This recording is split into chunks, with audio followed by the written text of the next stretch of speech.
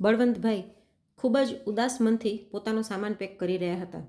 સામાન્ય રીતે જ્યારે પણ કોઈ માણસ સામાન પેક કરે તો તે ખૂબ જ ખુશ હોય છે, કેમ કે ક્યાંક ફરવા જવાનું હોય અથવા તો કોઈ સગાને મળવા માટે જવાનું હોય. પરંતુ બળવંતભાઈની સ્થિતિ તો બિલકુલ જ વિપરીત હતી. તેઓ પોતાનો સામાન કોઈ સગા સંબંધી પાસે જવા માટે નહીં, પરંતુ સ્વજનોથી દૂર જવા માટે પેક કરી રહ્યા હતા, કેમ કે હવે તેમની સહનશક્તિ જવાબ દઈ ગઈ હતી. એટલે તેમણે નક્કી કર્યું કે તેઓ હવે આ ઘરમાં નહીં રહે. હેરાનીની વાત તો એ હતી કે બળવંતભાઈને રોકવા માટે પણ કોઈ આવ્યું નહીં. હવે તમે વિચારી રહ્યા હશો કે આખરે આ બળવંતભાઈ કોણ છે અને પોતાનું ઘર છોડવા કેમ જઈ રહ્યા છે? તો આવો તેમના વિશે જાણીએ. પરંતુ જો તમે ચેનલ પર પહેલી વખત આવતા હોય તો ચેનલને સબસ્ક્રાઈબ જરૂરથી કરી નાખજો, અને જો વાર્તા ગમે તો વિડીયોને એક લાઇક કરી વધુમાં વધુ શેર પણ કરજો. બળવંતભાઈ એક ખૂબ જ સાધારણ વ્યક્તિ હતા, જે પોતાના પરિવાર સાથે ખુશી ખુશી પોતાનું જીવન વ્યતીત કરી રહ્યા હતા. બળવંતભાઈ જન્મથી જ ગામડે પોતાના વડીલો સાથે રહેતા હતા, પરંતુ અમુક પરિસ્થિતિઓના કારણે પરિવારવાળાઓને તે ગામ છોડવું પડ્યું અને બળવંતભાઈના પિતાએ બધી જમીન મિલકત વેચીને શહેરમાં પોતાના દીકરાના નામ પર એક મકાન લઈ લીધું. ત્યાં સુધીમાં બળવંતભાઈના લગ્ન થઈ ગયા હતા. તેમના પત્ની સવિતાબેન ખૂબ જ સભ્ય અને સંસ્કારી હતા. પરિવારમાં બધા લોકો ખૂબ જ ખુશી ખુશી રહેતા હતા. બળવંતભાઈ પોતાના માતા પિતાનો એકમાત્ર દીકરો હતો. તેમની એક બહેન હતી જેના લગ્ન પહેલાં જ થઈ ગયા હતા. હવે બળવંતભાઈ પોતાના પરિવાર સાથે શહેરમાં જે મકાન તેમના પિતાએ તેમના નામથી ખરીદ્યું હતું તે મકાનમાં રહેતા હતા. બળવંતભાઈએ જ્યાં સુધી તેમના માતા પિતા જીવિત રહ્યા તેમની ખૂબ જ સેવા કરી, ત્યાં સુધી સવિતાબેને પણ પોતાના સાસુ સસરાની સેવામાં કોઈ કમી છોડી નહીં. તેમના મૃત્યુ બાદ બધી જવાબદારીઓને બંને પતિ પત્નીએ ખૂબ જ સારી રીતે સંભાળી. સમયની સાથે સાથે બળવંતભાઈનો દીકરો પણ મોટો થઈ રહ્યો હતો. તેમને એક જ દીકરો હતો, એટલા માટે બળવંતભાઈએ તેને ક્યારે પણ ઘરથી દૂર જવા દીધો નહીં. દીકરાને જે પણ અભ્યાસ કરવો હતો એ બધો જ તેમણે પોતાના જ શહેરની સારામાં સારી કોલેજમાં કરાવડાવ્યો. બળવંતભાઈના દીકરાનું નામ કેલ્વિન હતું. કેલ્વિન શરૂઆતથી જ અભ્યાસમાં ખૂબ જ સારો હતો, એટલા માટે બળવંતભાઈ અને સવિતાબેને ક્યારેય પણ તેને અભ્યાસથી રોક્યો નહીં. તેમણે તેને હંમેશા કહ્યું કે તેની જેટલી મરજી હોય એટલું આગળ ભણે, જીવનમાં જેટલી ઊંચાઈઓને અડી શકે એટલું અડી લે, અમે હંમેશા તારી સાથે છીએ. તે બંને હંમેશા તેને સમજાવતા હતા કે જીવનમાં પરિસ્થિતિઓ ગમે તેવી આવી શકે છે, પરંતુ તારે કોઈ પણ વાતથી ડરવાની જરૂર નથી, કેમ કે અમે બંને તારી સાથે છીએ. કેલ્વિન પણ પોતાના માતા પિતાને ખૂબ જ પ્રેમ કરતો હતો. આખરે તે એમનો એકમાત્ર આશરો હતો. ધીરે ધીરે સમય વીતતો રહ્યો. પરિવારમાં કુલ મળાવીને 3 સભ્ય જ હતા, અને સવિતાબેનમાં તો જાણે તેમના પતિ અને તેમના દીકરાનો જીવ વસતો હતો. પરિવાર નાનો પરંતુ સુખી હતો. ધીરે ધીરે જોત જોતામાં કેલ્વિનની કોલેજ પણ પૂરી થઈ ગઈ અને તેને નોકરી પણ મળી ગઈ. જ્યારે કેલ્વિન નોકરી પર લાગી ગયો તો સવિતાબેન અને બળવંતભાઈએ તેના લગ્ન વિશે વિચાર્યું. કેલ્વિનને પણ કંઈ વાંધો નહોતો, એટલે તેના લગ્ન પારુલ નામની છોકરી સાથે કરાવી દેવામાં આવ્યા. પારુલ શહેરની ભણેલી ગણેલી મોડર્ન છોકરી હતી.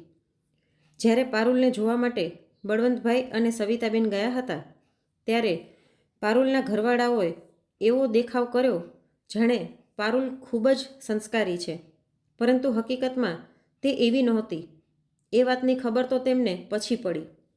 પહેલાં તો તેમને આ વાતનો કોઈ અંદાજો જ નહોતો. લગ્નના થોડા સમય બાદ અગાશી પરથી પડવાના કારણે સવિતાબેનનું અવસાન થઈ ગયું. હવે તો ઘરની બધી જવાબદારીઓ પારુલ ઉપર જ આવી ગઈ હતી, કેમ કે જ્યાં સુધી સવિતાબેન હતા ત્યાં સુધી તે ઘરના કામ સંભાળી લેતા હતા. તેઓ પારુલને પણ ઘણી વખત કહેતા હતા કે બેટા, મારી સાથે બધું કામ શીખી લેતી જા. ક્યારેક મારે ક્યાંક જવું પડ્યું તો ઘરનું બધું જ કામ તું કઈ રીતે સંભાળીશ. બસ એવી રીતે જ પોતાની સાથે રાખીને તેમણે પારુલને ઘણું બધું શીખડાવી દીધું હતું. પારુલ ઘરના કામ કરી તો લેતી હતી, પરંતુ ખૂબ જ ચીડાઈ જતી હતી, કેમ કે તેને ઘરના કામ કરવા બિલકુલ પણ પસંદ નહોતા. એવામાં જ્યાં સુધી સવિતાબેન હતા ત્યાં સુધી તો કોઈ પરેશાની થઈ નહીં, પરંતુ તેમના ગયા પછી તો જાણે દરેક ચીજની આફત જ આવી ગઈ હતી.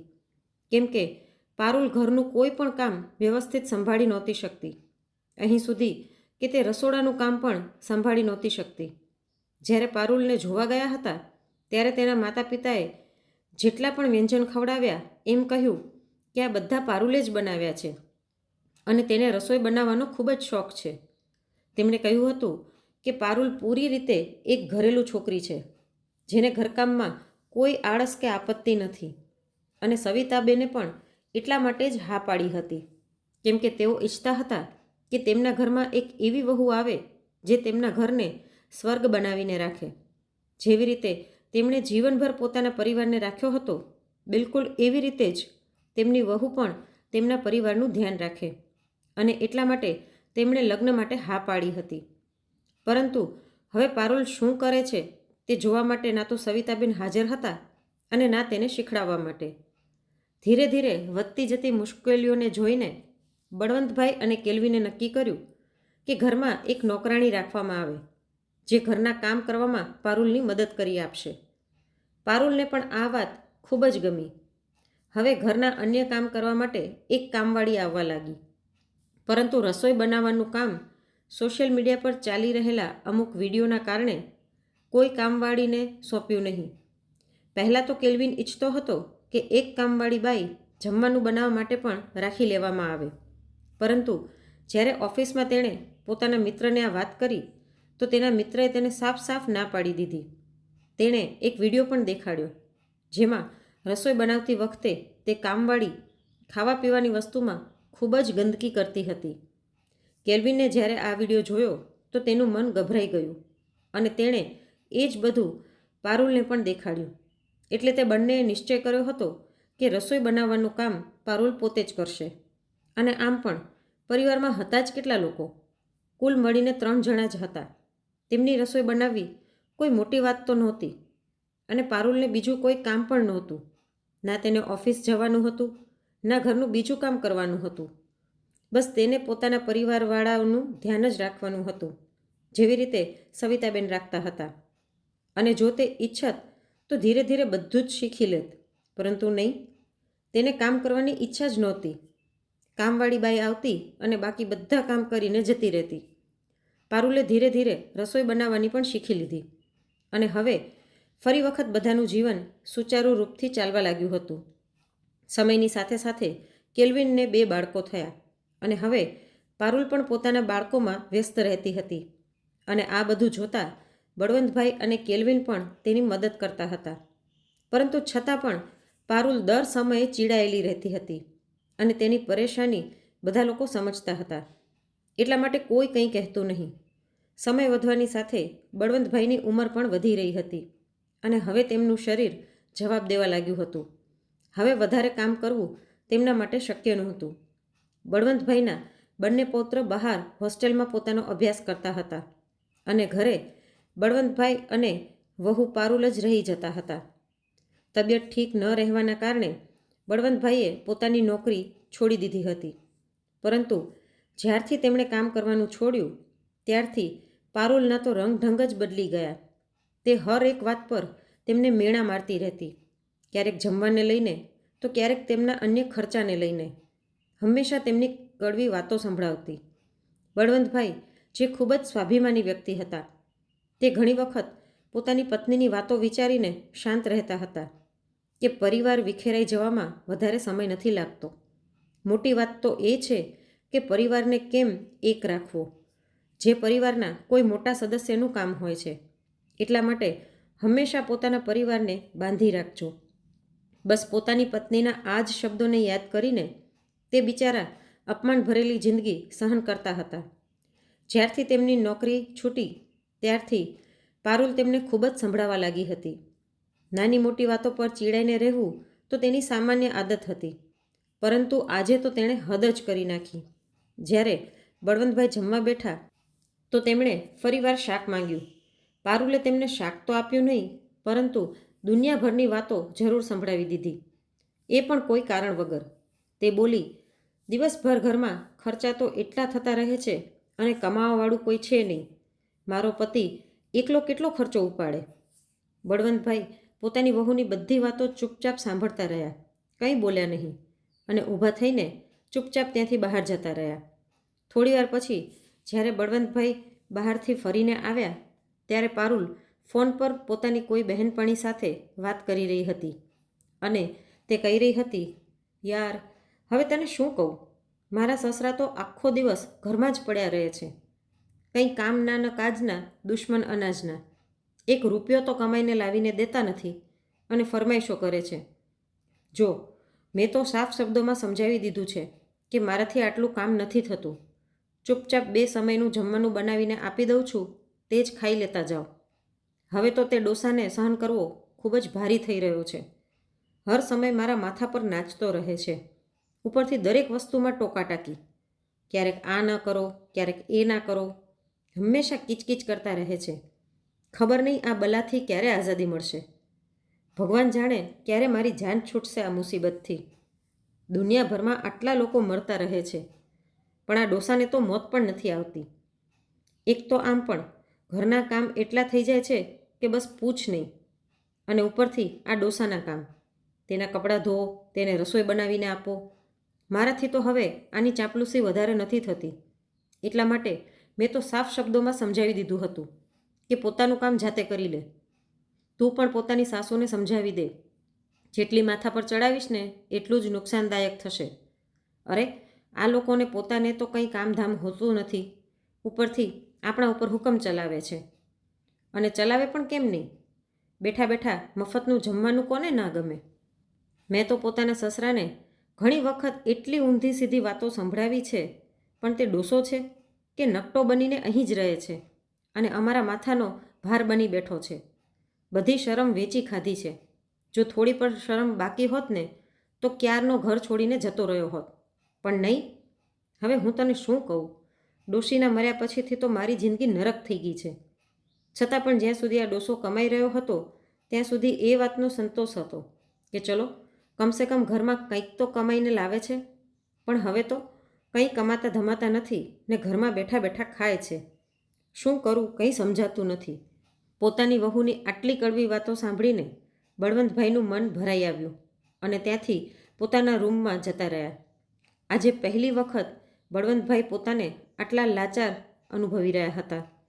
બિચારા આજ સુધી જે માણસ પોતાની ઓફિસમાં પણ કોઈની એક વાત નહોતા સાંભળતા, તે પોતાના ઘરમાં આટલા લાચાર થઈ ગયા હતા. પોતાના માટે આટલી કડવી વાતો સાંભળીને પણ ચૂપ હતા. પોતાની વહુને તે શું કહી શકવાના હતા? મનમાં તો થયું કે વહુને હમણાં જ બધી વાતોનો જવાબ આપી દે. કહી દે કે હું કંઈ હરામનું નથી ખાઈ રહ્યો. તું અત્યારે જે જલસા કરી રહી છે ને એ બધું મારું આપેલું છે. મારા જ કારણે આ ઘરમાં મહારાણી બનીને પડી છો. પરંતુ તેઓ એ વાત વિચારીને કંઈ ન બોલ્યા કે વહુ તો પોતાની લાજશરમ બધું ભૂલી બેઠી છે. પરંતુ મારી આંખોનું પાણી હજી નથી મર્યું કે હું વહુ પાસેથી આટલું અપમાન કરાવીને પણ આ ઘરમાં રહું. બસ એ જ વાત વિચારીને આખી રાત નીકળી ગઈ. બળવંતભાઈ જે પોતાના જીવનમાં ગમે તેટલી મુશ્કેલ પરિસ્થિતિથી નહોતા હાર્યા, તેઓ આજે પોતાની વહુ આગળ હારી ગયા હતા. તેમણે પહેલાં પણ ઘણી વખત દીકરા અને વહુ વચ્ચે ચાલી રહેલી દલીલ સાંભળી હતી, પરંતુ તેઓ દીકરા અને વહુની વચ્ચે કંઈ બોલવા નહોતા માગતા, એટલા માટે ચૂપ રહી જતા. તેમની વહુ તો ઘણા સમયથી તેમને વૃદ્ધાશ્રમ મોકલવા ઈચ્છતી હતી, પરંતુ તેમનો દીકરો આ વાત માટે બિલકુલ પણ રાજી નહોતો.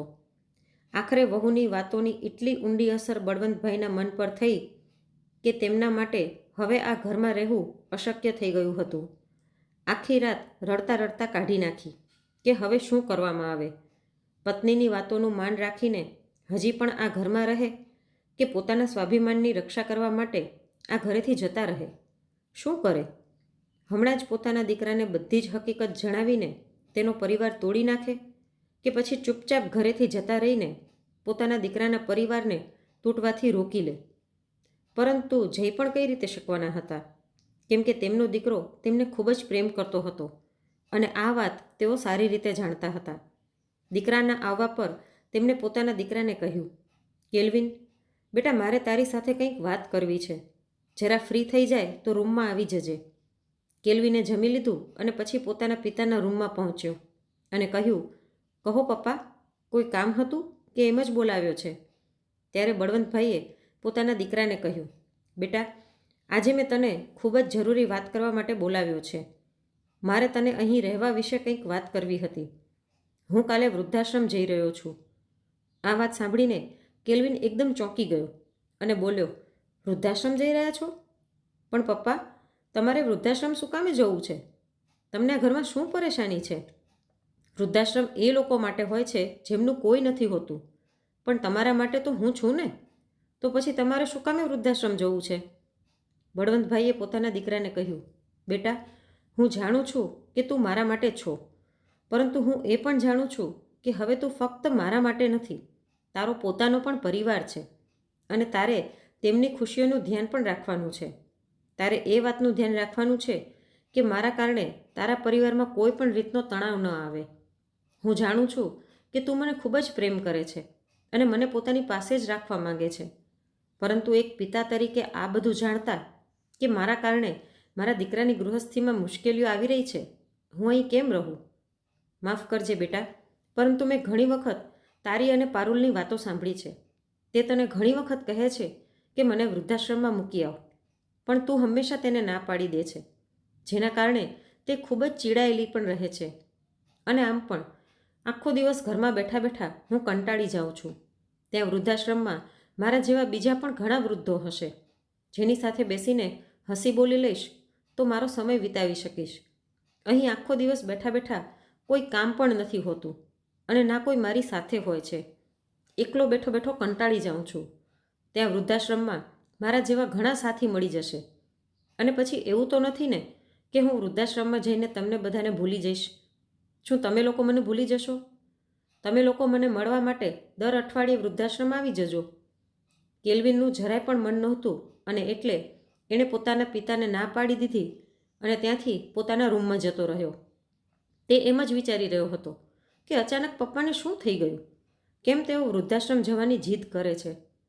ત્યારે બહારથી તેની પત્ની પારુલ થોડા ગુસ્સામાં આવી અને બોલી, કેલ્વિન, જ્યારે તમારા પપ્પા વૃદ્ધાશ્રમ જવા માટે તૈયાર છે તો તમે એમને જબરદસ્તી શું કામે રોકી રહ્યા છો? તમને એટલી વાત સમજાતી નથી કે તેઓ આખો દિવસ અહીં બેઠા બેઠા કંટાળી જાય છે? અને આમ પણ હવે આપણા છોકરાઓનો અભ્યાસ પૂરો થવા આવ્યો છે. 1-2 મહિનામાં તેઓ પણ ઘરે પાછા આવી જશે. અને હવે એટલું મોટું મહેલ તો આ છે નહીં કે અહીં 5-6 રૂમ હોય. અહીં તો ફક્ત 2 રૂમ છે. હવે બંને છોકરાઓ આવશે તો તેમના માટે પણ રૂમ જોઈએ ને. એવામાં જો પપ્પા વૃદ્ધાશ્રમ જવા ઈચ્છે છે તો તમે એમને ધરાર શું કામે રોકી રહ્યા છો? તમે મારી વાત તો ક્યારેય માની નહીં. હવે પોતાના પપ્પાની વાત તો માની લો. તેઓ કહી રહ્યા છે તો તેમને વૃદ્ધાશ્રમ મોકલી દો. કેલ્વિને પોતાની પત્નીને સમજાવવાનો પ્રયાસ કર્યો, પરંતુ આજે તો પારુલે નક્કી જ કરી લીધું હતું કે તે પોતાના સસરાને વૃદ્ધાશ્રમ મોકલાવીને જ માનશે. તેણે કેલ્વિનની સામે એક શરત રાખી કે તમારા પપ્પાને રાખવા હોય તો હું મારા પિયર જતી રહું અને પછી ફરી ક્યારેય પાછી નહીં આવું. છોકરાઓને પણ પોતાની સાથે જ રાખીશ.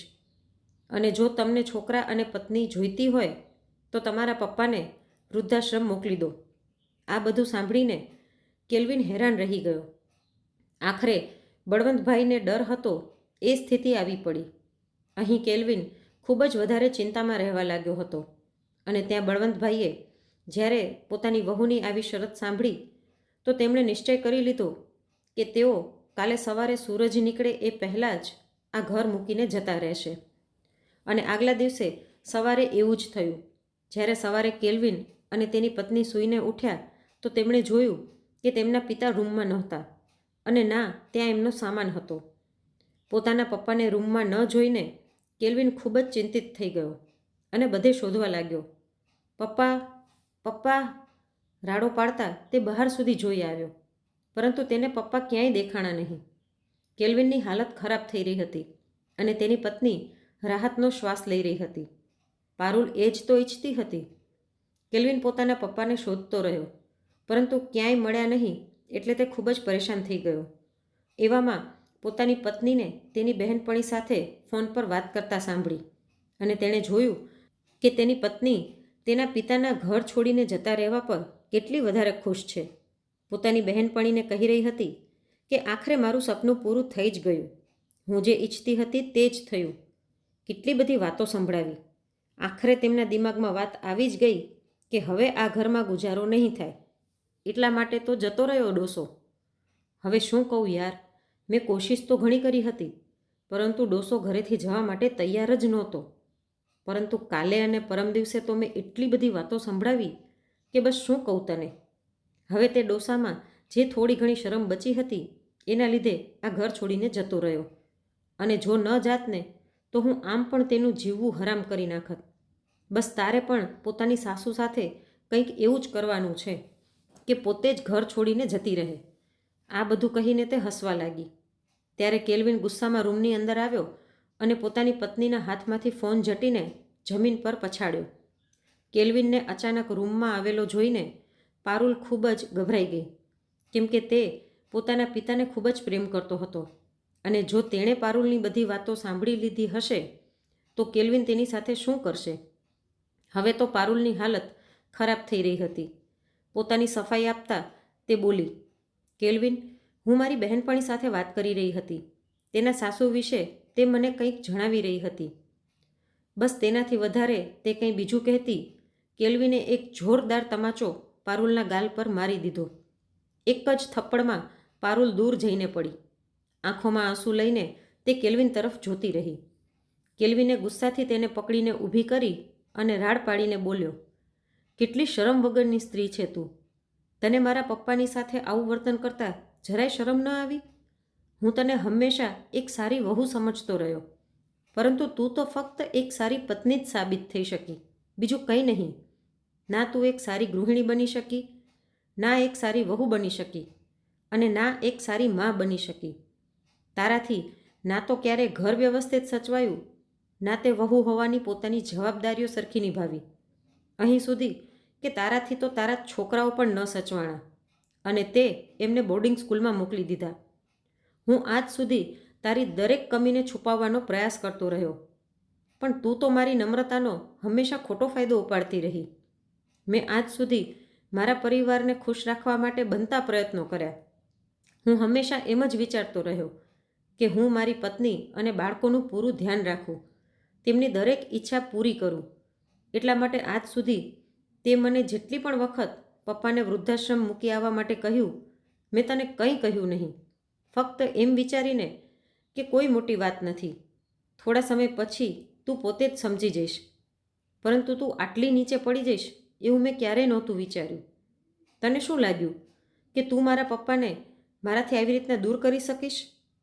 અરે, મા બાપ સાથે સંતાનનો સંબંધ ભગવાનનો બનાવેલો હોય છે, જેને તું શું હું પણ ઈચ્છીને ન ભૂલી શકું. તું મારી પત્ની છો, મારી અર્ધાંગીની છો. મારા સુખ દુઃખમાં સાથ દેવાની ફરજ છે તારી. તે મારા દરેક સુખમાં તો મારો સાથ આપ્યો, પરંતુ ક્યારે પણ મારા કોઈ દુઃખમાં મારો સાથ ન આપી શકી. ક્યારે પણ કોઈ પણ પરિસ્થિતિમાં આગળ વધીને તે મારા ખભાથી ખભો મેળવીને મને સંભાળવાનો પ્રયાસ નથી કર્યો. હંમેશા દરેક વાતથી હાથ પાછળ ખેંચતી રહી. પરંતુ આટલું બધું થયા પછી પણ આજ સુધી ના તો ક્યારે મારા પપ્પાએ, ના ક્યારે મારી મમ્મીએ અને અહીં સુધી કે ના ક્યારે મેં તને તારી ખામીઓ ગણાવી. પરંતુ આજે તો તે હદ જ કરી નાખી. શું ન કર્યું મારા પપ્પાએ? તેમણે નાનપણથી લઈને આજ સુધી પોતાની દરેક જવાબદારીને સારી રીતે નિભાવી. પરંતુ જે દિવસથી તું આ ઘરમાં આવી છો, એક દિવસ પણ પોતાની કોઈ જવાબદારી તે સરખી રીતે નથી નિભાવી. અને આજે તે મારા પપ્પાની સાથે આટલું ખોટું વર્તન કરીને એ સાબિત કરી દીધું કે હું તને સુધારવાનો ગમે તેટલો પ્રયાસ કરી લઉં, પણ તું ક્યારે નહીં સુધરી શકે. તું શરૂઆતથી જ ખોટી હતી અને આજે પણ છો, અને કદાચ તું હંમેશા આવી જ રહીશ. મને આ વાતથી કોઈ ફરક નથી પડતો હવે કે તું આ ઘરમાં રહેવા માગે છે કે નથી રહેવા માગતી, પરંતુ હું આ ઘરમાં મારા પપ્પા વગર નહીં રહી શકું. એટલા માટે હું જઈ રહ્યો છું મારા પપ્પાને શોધવા માટે, અને તેમને શોધીને જ પાછો આવીશ. જો તું આ ઘર મૂકીને જવા માગે છે તો જઈ શકે છે. અને હા, મારા છોકરાઓ મારી સાથે જ રહેશે. હું એમને તારા ભરોસે તો ના મૂકી શકું. તારા જેવી બેજવાબદાર વ્યક્તિના ભરોસે, જેને આજ સુધી પોતાની જવાબદારીઓનો અહેસાસ નથી થયો, તે ભલા બાળકોને શું જવાબદારીથી સંભાળી શકવાની છે? નિર્ણય તારા હાથમાં છે. જો ઈચ્છે તો આ ઘરમાં રહી શકે છે, અને જો ના તો દરવાજો પેલી બાજુ છે. હું ચાલ્યો મારા પપ્પાને લેવા. એટલું કહીને કેલ્વિન ગુસ્સામાં ગાડીની ચાવી લઈને ઘરથી બહાર નીકળી ગયો. ફરતા ફરતા આખો દિવસ વીતી ગયો અને રાત થતાં જ કેલ્વિન પોતાના પિતાને લઈને પાછો ઘરે આવી ગયો. કેલ્વિને પોતાના પિતાને કહ્યું, પપ્પા, તમે પોતાની વહુ વિશે વિચાર્યું અને આ ઘર મૂકીને જતા રહ્યા, પણ એકવાર પણ તમે મારા વિશે ના વિચાર્યું કે તમારા વગર હું કઈ રીતે રહી શકીશ? જુઓ પપ્પા, મને નથી ખબર કે તમે શું વિચારીને આ ઘરેથી જતા રહ્યા હતા, પરંતુ જો આજ પછી તમે આવું કર્યું તો મારાથી ખરાબ કોઈ નહીં થાય. અને જ્યાં સુધી વાત રહી પારુલની, તો એ પૂરી રીતે આઝાદ છે. જ્યાં ઈચ્છે ત્યાં જઈ શકે છે અને જો તેનું મન છે તો તે પોતાના પિયરમાં જ રહે.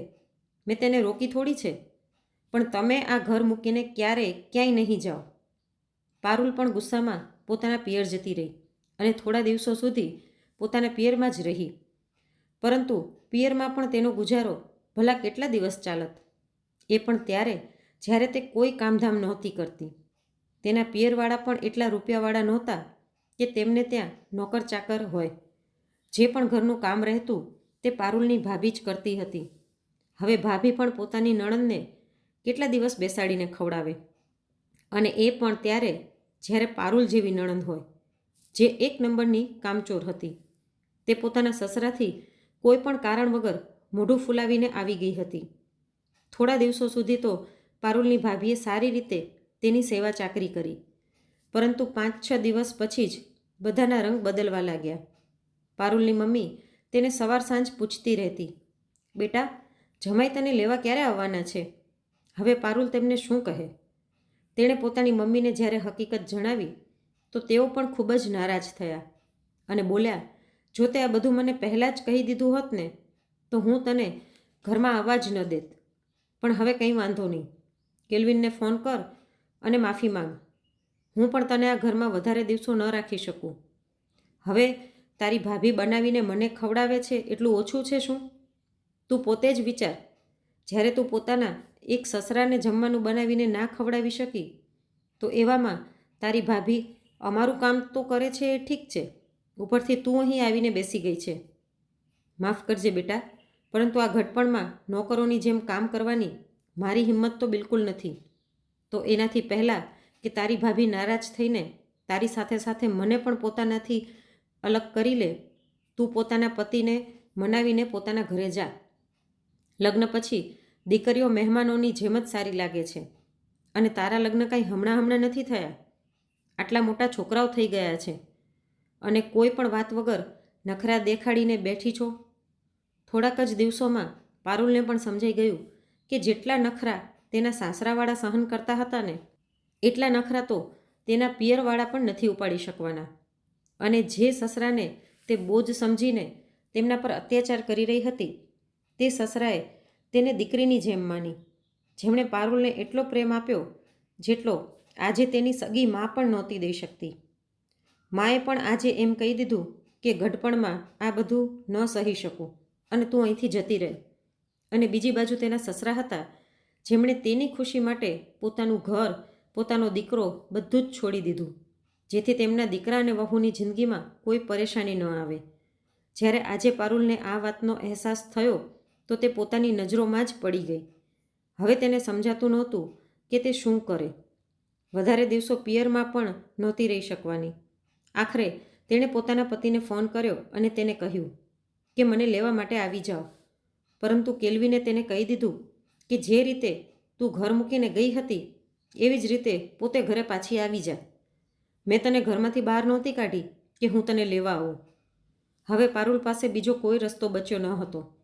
આખરે તેણે પોતાના ઘરે પાછા જવાનો નિર્ણય કરી લીધો અને જ્યારે વધારે દિવસો પિયરમાં તેનું ન ચાલ્યું તો તે પોતાના સાસરે પાછી આવી પહોંચી. જ્યારે તેને પોતાની ભૂલનો અહેસાસ થયો તો તેણે પોતાના સસરાના પગમાં પડીને તેમની પાસે માફી માંગી. તેમની આગળ હાથ જોડીને પારુલ બોલી, મને માફ કરી દો પપ્પા. આજ સુધી હું હંમેશા તમને ખોટા સમજતી રહી, હંમેશા તમને પોતાના ઉપર બોજ સમજતી રહી, જ્યારે હકીકત તો કંઈક બીજી જ છે. આજે મને અહેસાસ થયો કે જ્યારે તમારી 2 રોટલી પણ કોઈને ખટકવા લાગે તો કેવું લાગે છે.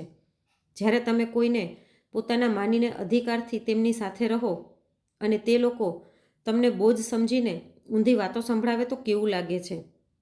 આખરે બળવંતભાઈએ પણ પોતાની વહુને માફ કરી દીધી અને પછી પારુલ પોતાના પરિવારમાં પોતાના પતિ અને બળવંતભાઈ સાથે ખુશી ખુશી રહેવા લાગી. થોડા સમય બાદ તેના દીકરા પણ ઘરે પાછા આવી ગયા. આખો પરિવાર ખુશી ખુશી રહેવા લાગ્યો. હવે પારુલ પણ એક ગૃહિણીની બધી જવાબદારીઓ નિભાવી રહી હતી અને પોતાના પરિવારને એવી જ રીતે સંભાળી રહી હતી જેમ સવિતાબેન સંભાળતા હતા. તો મિત્રો, આજની આ વાર્તા વિશે તમારું શું મંતવ્ય છે અને તમે કયા શહેરમાંથી સાંભળી રહ્યા છો તે કોમેન્ટ કરીને જરૂરથી જણાવજો. અને જો વાર્તા ગમી હોય તો લાઈક કરીને વધુમાં વધુ શેર પણ કરજો. અને આવી જ અવનવી વાર્તા સાંભળવા માટે ચેનલને સબસ્ક્રાઈબ જરૂરથી કરજો.